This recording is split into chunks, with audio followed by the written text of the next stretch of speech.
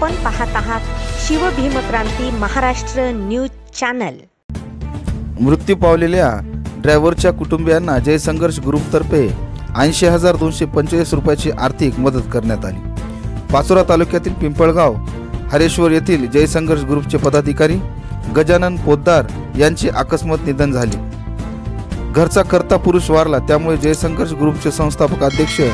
श्री संजय माणिकराव हळनोरे यांच्या संकल्पनेतून उदयास आलेले जय संघर्ष वाहन चालक मालक संघटना संस्था महाराष्ट्र राज्य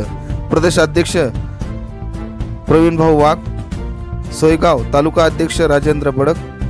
धनराज महाले, आधार देशमुख, रहमान तांबोळी, संदीप धनगर, राहुल धनगर, चेतन हटकर, समाधान हटकर, गजू मोबाईल, निळकंठ पाटील, किरण परदेशी, भट्टू पवार, अशोक पाटील, टिपू पठाण, अनिकेत फरफांडे, संजय फरफांडे, कैलाश बडगुजर, शुभम बडवे, गौरव शेले,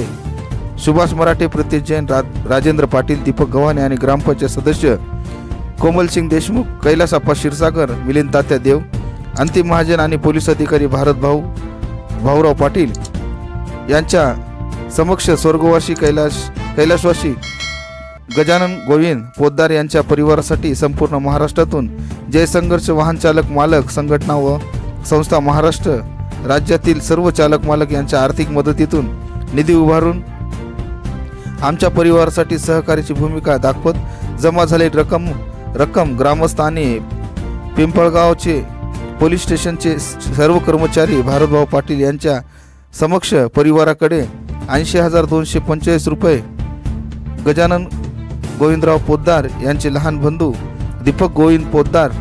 मुलगा कृष्णा गजानन पोद्दार, मुलगी सायली गजानन पोद्दार, वडील गोविंद बंडू पोद्दार यांच्याकडे सुपूर्द करण्यात आले। जय संघर्ष ग्रुपतर्फे कैलासवासी गजानन पोद्दार यांच्या स्मरणार्थ 10 फुटाचे वडाचे झाड लोखंडाची जाळीसह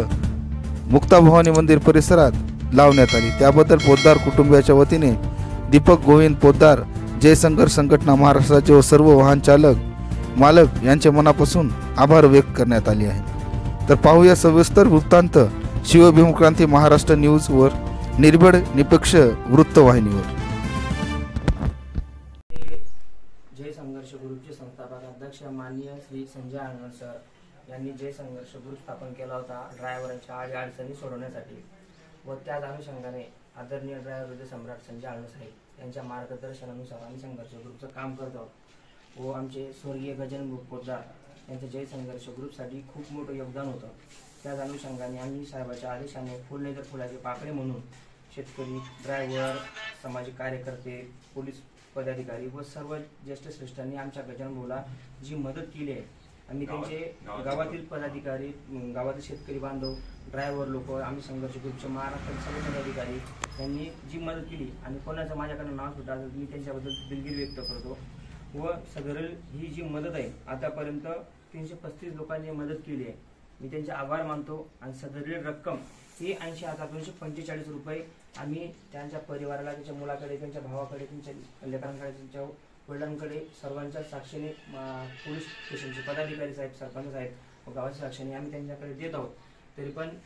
ही जे पैसे आहेत हे गजानन भाऊंच्या परिवाराला आवश्यक पुरणार नाहीत, पण आमचं कर्तव्य म्हणून, सामाजिक बांधिलकी म्हणून, संस्थेचे जे नियम आहेत त्या नियमानुसार आम्ही गजानन भाऊला फुलाची पाकळी म्हणून हे त्यांना रक्कम देत आहोत। म्हणजे त्यांना विनंती आहे की हे पैसे तुम्ही स्वीकारावे, हे पैसे